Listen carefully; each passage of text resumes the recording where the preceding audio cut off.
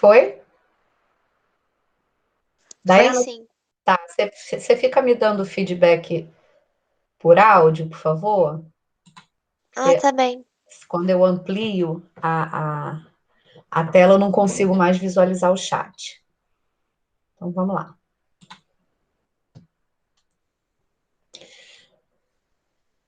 Bom, então, o tema da nossa aula de hoje são os textos expositivos. Nós vamos relembrar a estrutura de alguns textos expositivos, de alguns gêneros textuais nos quais predomina a tipologia expositiva, e aí vamos estudar os elementos coesivos que contribuem para a formação da unidade de sentido da mensagem contida nesses textos. Nas primeiras aulas, eu sinalizei a diferença, na primeira aula, né, especificamente, eu sinalizei a diferença entre gêneros textuais e tipologia das sequências textuais. Então, os gêneros textuais são inúmeros. São os vários tipos, são as várias estruturas, né, textuais que existem que atendem a diferentes intencionalidades discursivas. Então, uma notícia é um gênero textual, um poema é outro gênero textual, uma receita é outro gênero textual, a letra de uma canção outra, a poesia outra, e assim por diante. Os gêneros, né, são praticamente incontáveis. E também apresentam uma possibilidade de flexibilidade na estrutura para atender a determinada necessidade comunicativa que surja eventualmente. Quando a gente fala em tipologia das sequências ou simplesmente modos de organização do discurso, nós temos de pensar em 5 possibilidades: narração,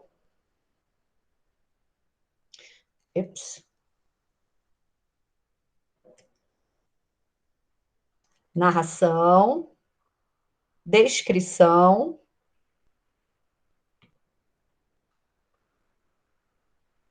dissertação, exposição e injunção. Nós vimos as características gerais de cada uma dessas tipologias, né? Hoje nós estudaremos especificamente, o nosso foco, né, é a tipologia expositiva. Então, em alguns gêneros textuais, predominará a tipologia expositiva. São, na verdade, os textos cujo objetivo maior da comunicação é informar o leitor sobre alguma coisa, contextualizar o leitor sobre alguma coisa, tá? Então, a exposição é utilizada para apresentar o conteúdo de um tema de forma clara, convincente, explicando e desenvolvendo uma série de ideias.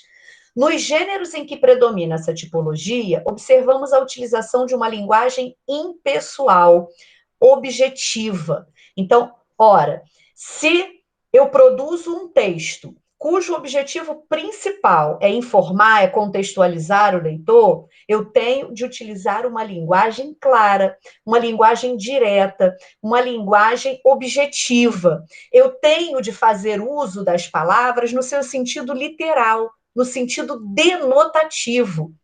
Todo texto expositivo, de caráter informativo, não pode, né, trabalhar com palavras que deixem o leitor imaginando o que aquela mensagem quer dizer, né? Então, por isso, a estrutura linguística desses textos deve primar por recursos que levem essa questão da impessoalidade, da objetividade, da clareza da mensagem, tá? Então, alguns exemplos de textos expositivos: entrevistas, verbetes de dicionário, notícias, artigos científicos, enciclopédias, verbetes de enciclopédias. Hoje em dia, né, quando a gente fala em enciclopédia, é claro que a gente está pensando nesse formato digital. Entrevistas, repetiu-se aí entrevistas, reportagens, livros didáticos, entre muitos outros. Tá? O resumo de um artigo científico também é exemplo de texto expositivo. Então, em todos esses textos, o objetivo é transmitir uma mensagem, né, de caráter contextual. E é claro que essa mensagem em textos como artigos científicos, reportagens, notícias, essa mensagem ela tem todo um arcabouço, uma fundamentação teórica para sustentar aquilo que está sendo veiculado, a mensagem que está sendo veiculada. Quais são os elementos presentes no texto expositivo? O emissor, também chamado de enunciador, aquele que transmite a mensagem. Receptor, também pode ser chamado de locutário, né? Aquele que decodifica a mensagem. O leitor, né? Ou simplesmente o interlocutor, a outra pessoa com quem se trava um diálogo, no caso de uma comunicação oral, né? Ou o leitor, no caso de uma comunicação escrita. E a relação existente entre emissor e receptor. Em um texto, como a notícia, por exemplo, né? Em um texto expositivo como a notícia, o emissor, ele tem em vista o tipo de receptor que ele quer atingir. Ele precisa escrever um texto de caráter contextual, informativo, utilizando uma linguagem objetiva, uma linguagem clara, uma linguagem impessoal, para que essa mensagem de caráter contextual seja entendida por esse receptor. Esse receptor, por sua vez, precisa apresentar alguns conhecimentos, né, que possibilitem a interpretação dessa mensagem. Então, os elementos presentes, os elementos dos quais depende, tá? Esse êxito no entendimento da mensagem são esses sinalizados aqui. Quais são os recursos linguísticos utilizados nos textos expositivos? Então, para eu conseguir essa impessoalidade, para eu conseguir essa objetividade discursiva, essa clareza, quais são os expedientes linguísticos que eu vou utilizar? Então, vejam bem, nas exposições chamadas de narrativas, vão predominar os conectores temporais ou ordinais, né, que indicam, olha só, os temporais podem indicar essa noção de tempo na sequência narrativa. E os ordinais, a ordem que ocupa determinado termo, determinada expressão que tenha sido, determinado elemento que tenha sido mencionado na mensagem. Primeiro, exemplos, né? Primeiro, depois, por último. Percebem? Esses conectores temporais ou ordinais funcionam como elementos coesivos importantes na construção da mensagem e que podem contribuir para esse caráter de impessoalidade, para esse caráter de objetividade. Tranquilo até aqui? Tá tudo tranquilo, professora. Nas exposições chamadas descritivas, prevalecerão os conectores espaciais, adiante, acima, né, que funcionam como localizadores espaciais, tá? Os de contraste também, os que traduzem ideia de oposição também, diferentemente de, pelo contrário, e ainda os distributivos, por um lado, por outro lado, tá? Então, nas exposições descritivas, nós nos depararemos com caracterizações de determinados elementos. Por exemplo, quando você consulta um verbete de uma enciclopédia, tá? Suponhamos que você pesquisou, quer saber mais sobre determinada planta, a origem de determinada planta. Então, vem o nome científico da planta, há uma caracterização da planta, né? Então, uma apresentação das características físicas dessa planta. Nesse momento, ocorre a exposição descritiva. Então, o texto está mostrando, tenta mostrar para o leitor como é essa planta, né? Através de elementos da descrição. Então, por isso a gente fala em exposição descritiva. Tranquilo? Sim. E existem as chamadas exposições argumentativas. Então, no momento em que eu trago um texto de caráter contextual, eu também me preocupo em fundamentar, né, as ideias contidas ali. Então, eu contextualizo, eu informo, mas através de um processo de fundamentação, utilizando dados estatísticos, utilizando testemunho autorizado, né? Então, nessas exposições argumentativas, em que existe também, além da introdução de uma ideia, né, essa fundamentação da ideia, os chamados conectores característicos, que são aqueles que expressam relação de causa e efeito. Então, conjunções como porque, locuções conjuntivas como de modo que, entre outras. Exemplo de texto expositivo narrativo. No texto expositivo narrativo, nós nos depararemos com a exposição de uma sequência, os acontecimentos são apresentados numa sequência temporal. Observem, os grupos de avanço da terceira divisão encouraçada americana iniciaram o ataque contra o posto de comando avançado de Cochin, general alemão encarregado da defesa de Colônia, a uns 13 quilômetros ao norte de Colônia. O general alemão observou os restos da nona Panzer, ultrapassados pelo avanço de tanques americanos, e, no fim, viu-se obrigado a abandonar seu próprio posto de comando. Então, os acontecimentos estão apresentados aí numa ordem sequencial, né? Então, esse seria um exemplo de texto expositivo narrativo. Texto expositivo descritivo. Lembram que eu dei o exemplo da enciclopédia? Olha só. Planta da família das palmáceas, o buriti, Mauritia vinífera e M. flexuosa, ocorre no Brasil central e no sul da planície amazônica. Seu caule pode atingir até 35 metros de altura. Floresce de dezembro a abril. Seus frutos castanho avermelhados têm forma elipsoide e é muito utilizado para extração de óleo, palmito e fibras, na fabricação de móveis e cestaria. E, finalmente, um trechinho só do dispositivo argumentativo. A ampliação do comércio internacional e a melhora dos mecanismos financeiros fizeram com que, no século XVIII, a economia passasse a ser controlada pela burguesia. A gente observa aí, né, essa relação de causa e efeito, tá?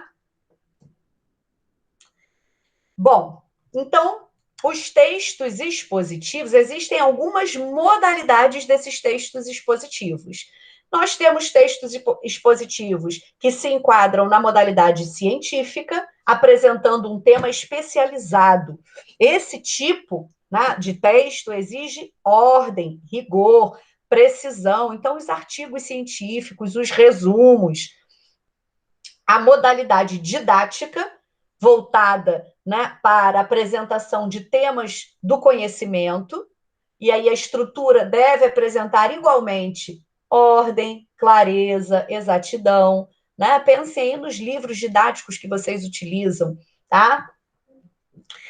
A modalidade propagandística dirige-se ao público em geral, né? Então, determinadas peças publicitárias, tá? Outdoors, filipetas, também podem se configurar como exemplo de texto expositivo, né? Dentro dessa modalidade.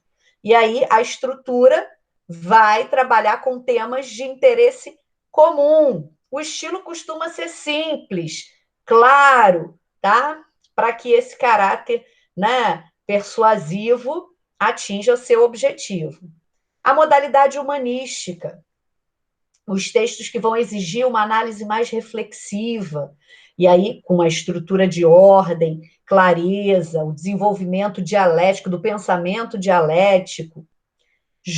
Modalidade jornalística, né? Predomínio da objetividade, as notícias, as reportagens, a linguagem tem de ser uma linguagem clara, uma linguagem impessoal, para que o objetivo principal de comunicação, que seja a contextualização do leitor, seja alcançado.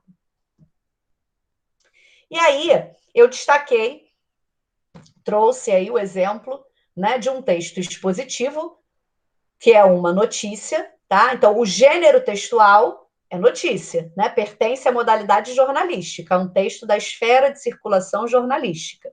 Então, a notícia é um gênero textual no qual predomina a tipologia expositiva.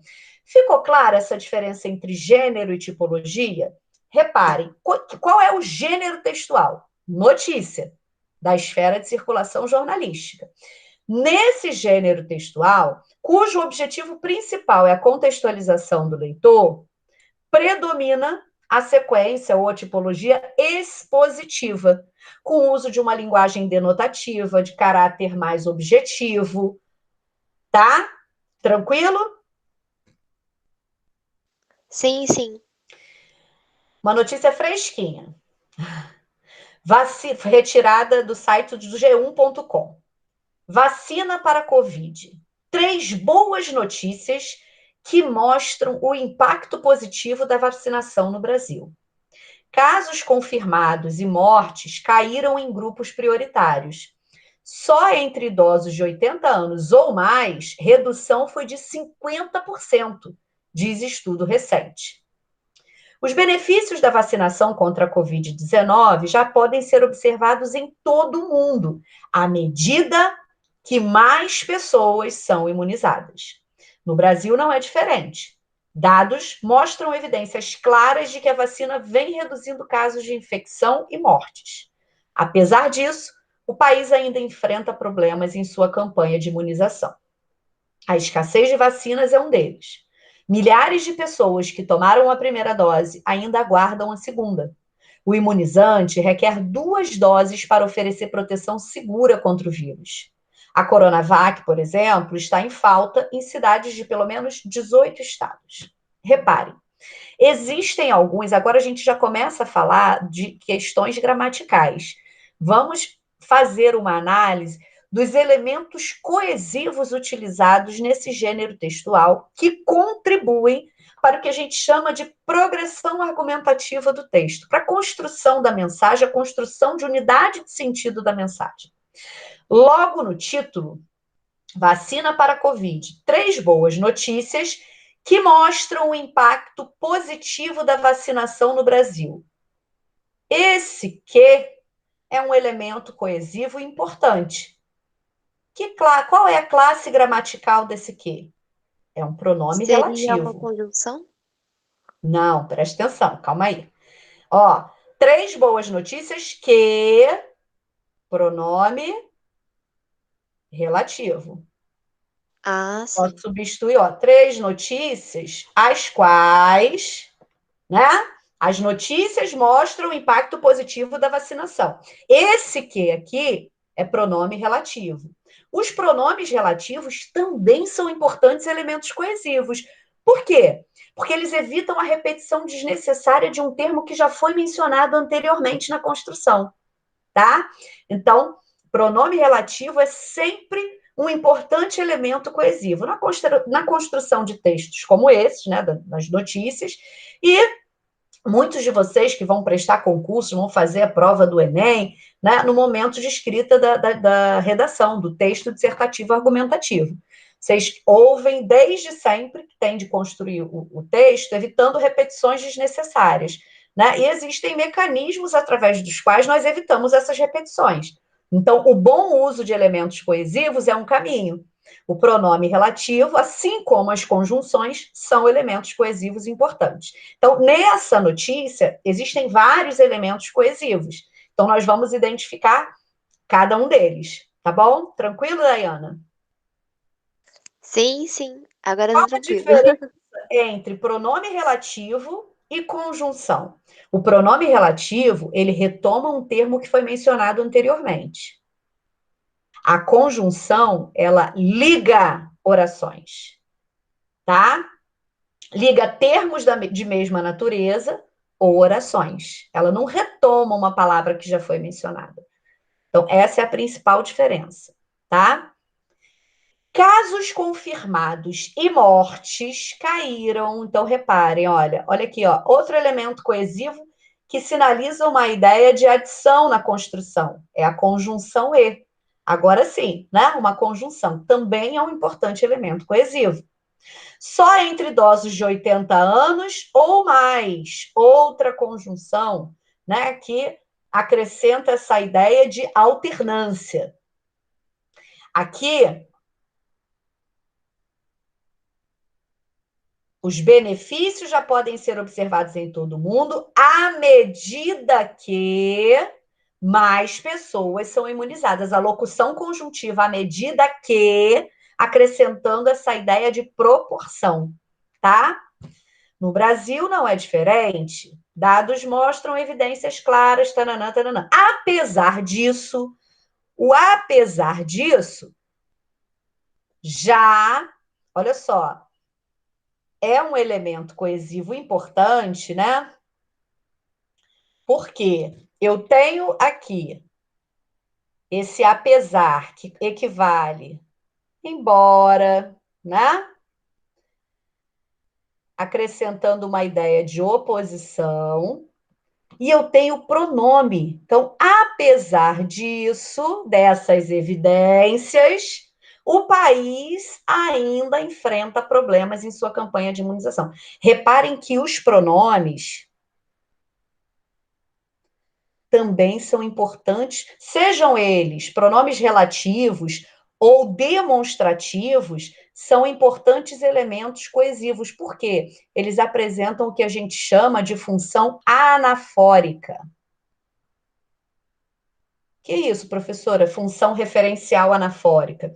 Porque esses pronomes, eles retomam termos ou toda uma expressão ou ainda toda uma oração que tenha sido mencionada anteriormente na construção, evitando essas repetições desgastantes que tornam o texto cansativo e que podem gerar, às vezes, contradições desnecessárias. Tá? Tranquilo até aqui? Tá sim. A escassez de vacinas é um deles. Milhares de pessoas que tomaram a primeira dose, olha, milhares de pessoas que tomaram a primeira dose. Esse que, novamente, aqui é como pronome relativo, né? Pessoas as quais tomaram a primeira dose ainda aguardam a segunda. Aqui, no finalzinho, a Coronavac, por exemplo, está em falta em cidades de pelo menos 18 estados. 18 estados. Então, são vários os elementos coesivos que garantem esse fluir do texto, né?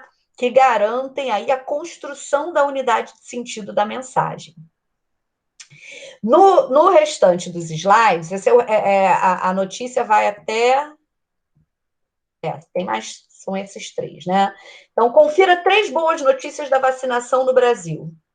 Primeira boa notícia: mortes de idosos acima de 80 anos, mortes caem pela metade. E aí vem os dados, vem a fundamentação dessa ideia veiculada pela notícia, né? Com dados específicos, tá? E aí eu destaco, ó, vários elementos coesivos presentes, ok? Nesse trechinho.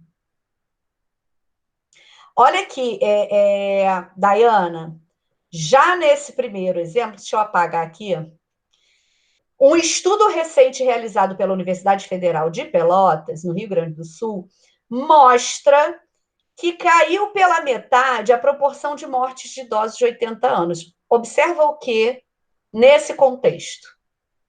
Qual é a classe gramatical do que agora? Agora ele seria conjunção? Agora ele é conjunção. Por quê? Ele está ligando essa oração anterior à segunda. Mostra, né? Isso seria, essa segunda oração seria subordinada, substantiva, objetiva, direta em relação à primeira, que a gente chama de principal, tá? Então, a função desse que é ligar essas duas orações. Percebe a diferença dele para o pronome relativo? Então, aqui, né, é uma conjunção integrante que vai unir essas duas orações na construção. Após, olha aí, ó, outro elemento coesivo. Então, observem as classes gramaticais importantíssimas que podem funcionar como elementos coesivos na construção de um texto. Conjunções coordenativas e subordinativas, pronomes, principalmente pronomes relativos, pronomes demonstrativos, muitos advérbios. Vários advérbios também têm essa função. Advérbios e as chamadas palavras denotativas, que são aquelas palavras que não receberam uma classificação especial pela NGB, não se enquadraram dentro daquelas 10 classes gramaticais que existem, mas que inseridas em determinadas construções acrescentam, agregam determinadas ideias, tá?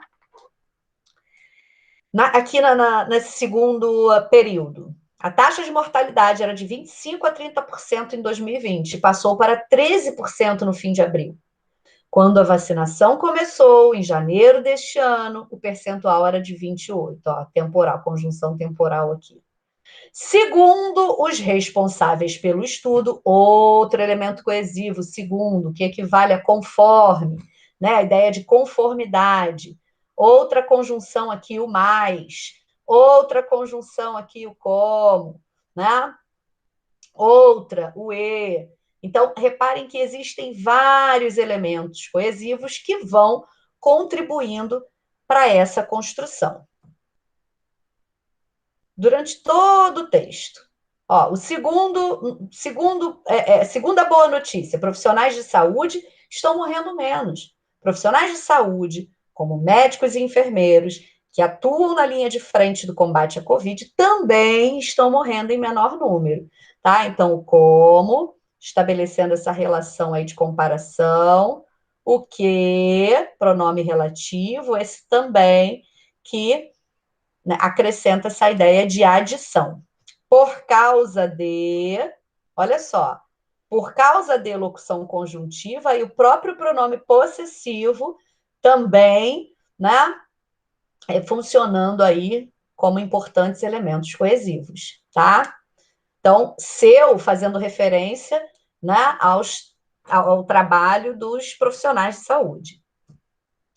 Casos e óbitos entre indígenas. Terceira boa notícia: casos e óbitos entre indígenas diminuem. Então, tanto o número de casos quanto o número de óbitos. Como resultado, houve uma queda acentuada no número de casos e morte entre eles. Então, o como aí. Aqui, nesse grupo, o grupo que já foi mencionado anteriormente, dos indígenas, então a gente tem aqui o pronome, que vai funcionar, né, como elemento coesivo, pronome demonstrativo, e o próprio substantivo grupo, para fazer referência, né, ao termo que já foi mencionado, dos indígenas. Outros elementos coesivos destacados, muitos, né, dos quais nós já mencionamos anteriormente. E agora a gente vai relembrar. Deixa eu me interromper aqui esse compartilhamento.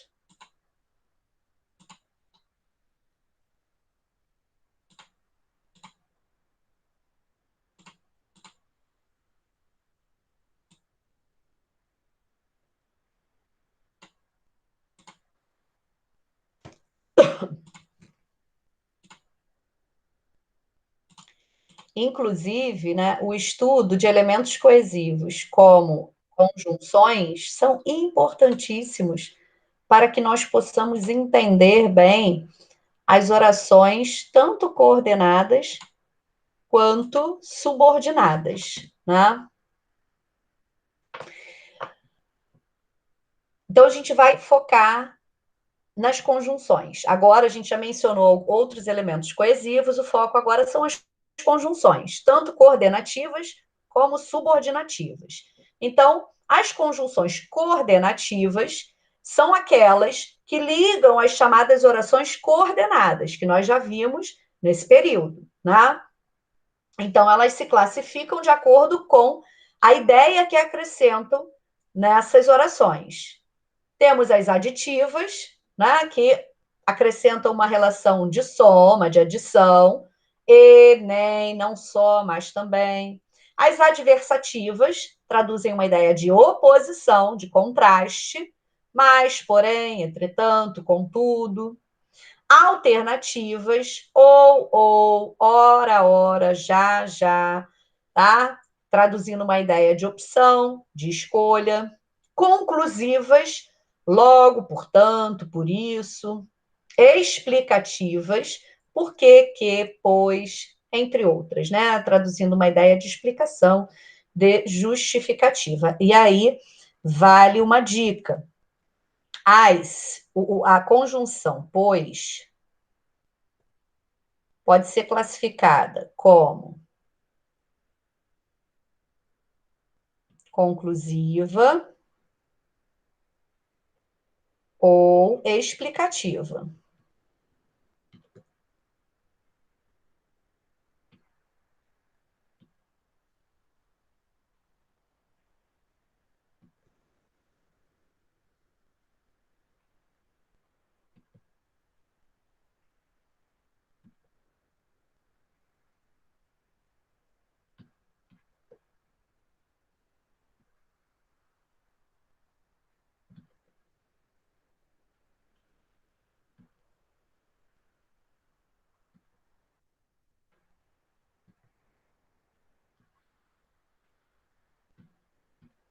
Bom, olha a diferença. Fui à feira, comprei, pois, frutas. O pois conclusivo, ele vem após a forma verbal. Esse é o macete. O pois explicativo vem antes da forma verbal. Comprei frutas, pois fui à feira, tá? Então, esse é o macete para você não confundir o pois conclusivo do pois explicativo, ok? Deixa eu voltar agora, porque tem alguém tentando entrar. Só um minuto.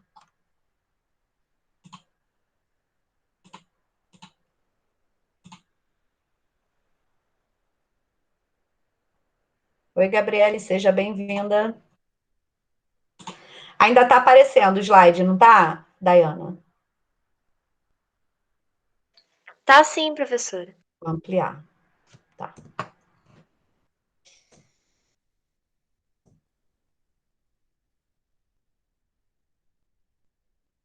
E as subordinativas, né? Então, as conjunções subordinativas classificam-se em subordinativas causais. As subordinativas, elas são responsáveis por ligar orações subordinadas. As subordinadas substantivas, as subordinadas adverbiais. Tá? Por quê? Porque as subordinadas adjetivas são introduzidas por um pronome relativo. Então, as conjunções subordinativas ligam orações subordinadas substantivas e orações subordinadas adverbiais. Quais são, né, as relações que elas podem apresentar na construção? Relação de causa, porque, uma vez que, sendo que, visto que, como. Consequência, né, e a classificação consecutivas, que, sem que, de modo que, de forma que, comparativas, como, tal qual, que ou do que, assim como, entre outros. Conformativas, conforme, segundo, consoante, né? Vimos muito, é muito comum nesses textos expositivos que nós vimos a utilização, né, de elementos coesivos como esse aqui, tá? Segundo, por quê? Se eu quero transmitir essa mensagem, né, de forma objetiva, pautada em determinados dados que não podem ser questionados, nada mais comum, corriqueiro, do que utilizar elementos como esse aqui. Então, segundo fulano, quando, né, se menciona um testemunho autorizado, tá? Relações de comparação também, que nós vimos no anterior, né, nos textos anteriores. Ideia de concessão, são as concessivas. Importante sinalizar aqui o seguinte: as concessivas, assim como as coordenadas adversativas, estabelecem uma ideia de oposição. Mesmo que, por mais que, ainda que, se bem que, embora, equivalem em sentido as adversativas, mas, porém, contudo, entretanto. Por quê? Porque traduzem essa ideia de contraste, de oposição. tá? Ué, então qual a diferença? As adversativas ligam orações coordenadas. As concessivas ligam orações subordinadas. As condicionais, né, expressam uma ideia de condição, se, caso, contanto que, a menos que. E aí, uma observação importante. Se é uma conjunção que expressa a ideia de condição. Caso é outra conjunção.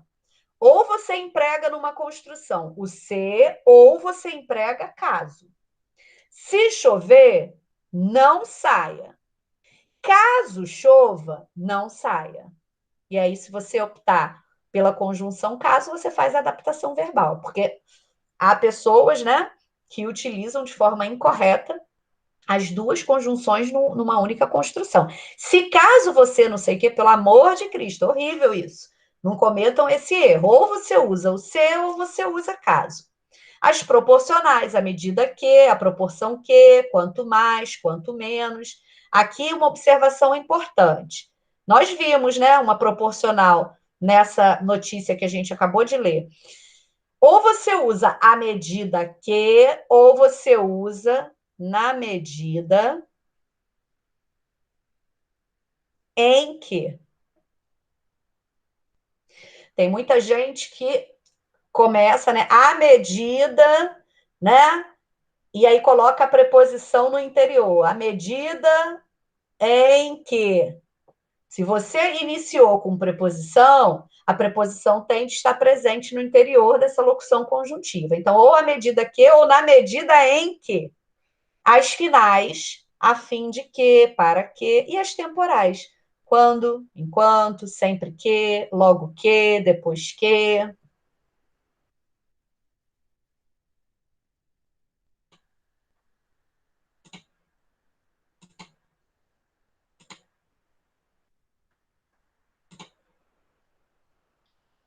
Tranquilo até aqui?